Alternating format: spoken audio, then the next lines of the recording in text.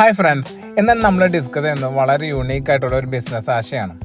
നിങ്ങൾ ആലോചിച്ചിട്ടുണ്ടോ പച്ചക്കറികളിൽ ബ്രാൻഡിങ് വന്നു കഴിഞ്ഞാൽ അതിൻ്റെ ബെനിഫിറ്റ് എന്താണെന്നുള്ളത്? ആ ബ്രാൻഡ് ട്രസ്റ്റായിട്ട് നിങ്ങൾ ഡെവലപ്പ് ചെയ്യുകയാണെന്നുണ്ടെങ്കിൽ ആ പച്ചക്കറി ബ്രാൻഡ് മേടിക്കാനായിട്ട് ആൾക്കാർ ക്യൂ നിൽക്കും. നിങ്ങൾക്കത് ഹൈപ്പർ മാർക്കറ്റിലും സൂപ്പർ മാർക്കറ്റുകളിലും സോൾഡ് ചെയ്യാൻ പറ്റും, സ്വന്തം ഔട്ട്ലെറ്റ് ജനറേറ്റ് ചെയ്യാൻ പറ്റും, അതോടൊപ്പം തന്നെ എക്സ്പോർട്ടും ചെയ്യാൻ പറ്റും. ഇത്തരത്തിൽ പച്ചക്കറിയിൽ ബ്രാൻഡിങ് സ്റ്റാർട്ട് ചെയ്യാനായിട്ട് ആരും നോക്കിയിട്ടുണ്ടാവില്ല. അപ്പോൾ നിങ്ങളായിരിക്കും ഇത് ആദ്യമായിട്ട് ചെയ്യുന്നുണ്ടാവാം. അതുകൊണ്ട് തന്നെ നിങ്ങൾക്ക് ഇതിൻ്റെ എല്ലാ ബെനിഫിറ്റും ഉണ്ടായിരിക്കും. അപ്പോൾ ഈ ബിസിനസ് എങ്ങനെ ചെയ്യണമെന്നുള്ളതും ഇതെങ്ങനെയാണ് മാർക്കറ്റിംഗ് ചെയ്യേണ്ടതെന്നുള്ള ഫുൾ ഡീറ്റെയിൽ നമ്മൾ വീഡിയോയിൽ ഷെയർ ചെയ്യുന്നുണ്ട്. അപ്പോൾ നിങ്ങൾ വീഡിയോ സ്കിപ്പ് ചെയ്ത് കാണുക. ഇഷ്ടപ്പെട്ട ലൈക്കും സബ്സ്ക്രൈബും ചെയ്യണേ. നമുക്ക് ബ്രാൻഡഡ് വെജിറ്റബിൾ സ്റ്റാർട്ട് ചെയ്യാനായിട്ട് ആദ്യം വേണ്ടത് ക്വാളിറ്റി ആയിട്ടുള്ള വെജിറ്റബിൾസ് ആണ്. നമുക്ക് കോയമ്പത്തൂരിൽ അങ്ങനെ മാർക്കറ്റുകളിൽ നിന്ന് എടുത്തു കഴിഞ്ഞാൽ ഇത് പലതും ഓർഗാനിക് ആയിരിക്കണം എന്നില്ല, ക്വാളിറ്റി ഉണ്ടാവില്ല. അപ്പം നമ്മുടെ ബ്രാൻഡ് ഒരിക്കലും ഡെവലപ്പായി വരില്ല. അപ്പോൾ അതിന് വേണ്ടിയിട്ട് നമുക്ക് നാട്ടിൻപുറത്ത് നിന്നിട്ട് വെജിറ്റബിൾസ് കളക്ട് ചെയ്യണം. അങ്ങനെ നാട്ടിൻപുറത്ത് നിന്ന് വെജിറ്റബിൾസ് കളക്ട് ചെയ്യാനായിട്ട് നമ്മൾ ഓരോ ഏരിയയിലും ഒരു കളക്ഷൻ യൂണിറ്റ് ക്രിയേറ്റ് ചെയ്യണം.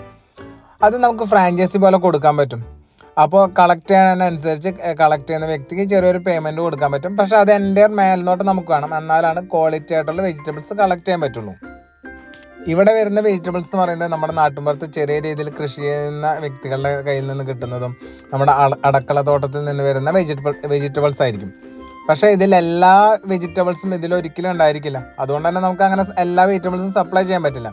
പക്ഷേ നമ്മൾ കൊടുക്കുന്ന പ്രൊഡക്റ്റുകൾ വളരെ ക്വാളിറ്റിയിൽ കൊടുത്താൽ മതി. ഇപ്പോൾ നാട്ടിൻപുറത്ത് ഉണ്ടാവുന്ന കൊപ്രയും അതുപോലെ തന്നെ വാഴത്തണ്ടും അങ്ങനെ പല വെജിറ്റബിൾസും ക്വാളിറ്റിയിൽ കൊടുക്കാൻ പറ്റും. എടുക്കാനായിട്ട് കുറേ പേര് വരും. അതിനാദ്യം ഇത്തരം വെജിറ്റബിൾസ് നിങ്ങൾ കളക്ട് ചെയ്ത് വൃത്തിയായിട്ട് ക്ലീൻ ചെയ്ത് നല്ലൊരു പാക്കിങ്ങിൽ ബ്രാൻഡ് അതിൽ മെൻഷൻ ചെയ്തിട്ട് നിങ്ങൾ സെയിൽ ചെയ്യണം. ഇനീഷ്യലി നിങ്ങൾ ഈ പറയുന്ന കാര്യം മനസ്സിലാക്കാനായിട്ട് എല്ലാവർക്കും പറ്റണമെന്നില്ല. അതുകൊണ്ട് തന്നെ നമ്മൾ ആദ്യം കുറച്ചുകൂടി മാർക്കറ്റിങ് നമ്മൾ ഇറങ്ങി ചെയ്യേണ്ടി വരും. അതിന് വേണ്ടിയിട്ട് ഇപ്പോൾ ഒരു സിറ്റിയിലെ അപ്പാർട്ട്മെൻറ്റുകളിലോ അല്ലെങ്കിൽ ഹൗസിംഗ് കോളനികളിലോ ഒക്കെ പോയിട്ട് നമ്മുടെ പ്രൊഡക്റ്റ് അവരെ പറഞ്ഞ് മനസ്സിലാക്കണം. അതിന് നോട്ടീസ് പോലെയുള്ള മാർഗ്ഗങ്ങൾ നിങ്ങൾക്ക് യൂസ് ചെയ്യാൻ പറ്റും. അത് പേപ്പർ ത്രൂ നിങ്ങൾക്ക് സപ്ലൈ ചെയ്യാൻ പറ്റും. അങ്ങനെ ഒരു 10, 100 അല്ലെങ്കിൽ 200 വീടുകളിൽ നിന്ന് നിങ്ങൾ നമ്പർ കളക്ട് ചെയ്തിട്ട് നിങ്ങൾ ഈ പച്ചക്കറി നാട്ടിൻപുറത്ത് കളക്ട് ചെയ്തതിന് ശേഷം ഇവരെ വിളിച്ച് പറഞ്ഞു നോക്കിയാൽ ഭൂരിഭാഗം ആൾക്കാർ നിങ്ങളുടെ അടുത്ത് നോ പറയില്ല, സപ്ലൈ ചെയ്തോളം പറയും.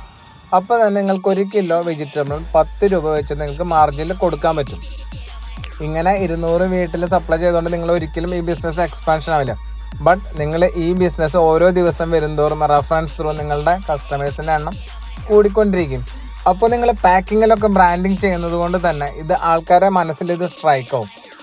അപ്പോൾ നെക്സ്റ്റ് നിങ്ങൾക്ക് ഈ പ്രൊഡക്റ്റുകൾ ഹൈപ്പർ മാർക്കറ്റുകളിലും സൂപ്പർ മാർക്കറ്റുകളിലും വിൽക്കാൻ പറ്റും. അവരുടെ അടുത്ത് നിങ്ങൾക്ക് ഡിമാൻഡ് ചെയ്യാൻ പറ്റും. അപ്പോൾ ഇത് ചോദിച്ചു വരുന്ന കസ്റ്റമേഴ്സിൻ്റെ എണ്ണം കൂടുന്തോറും ഈ ഹൈപ്പർ മാർക്കറ്റ് സൂപ്പർ മാർക്കറ്റ് നമ്മുടെ ഈ പ്രൊഡക്റ്റ് കിട്ടാനായിട്ട് അവർ നമ്മുടെ പിന്നാലെ വരും.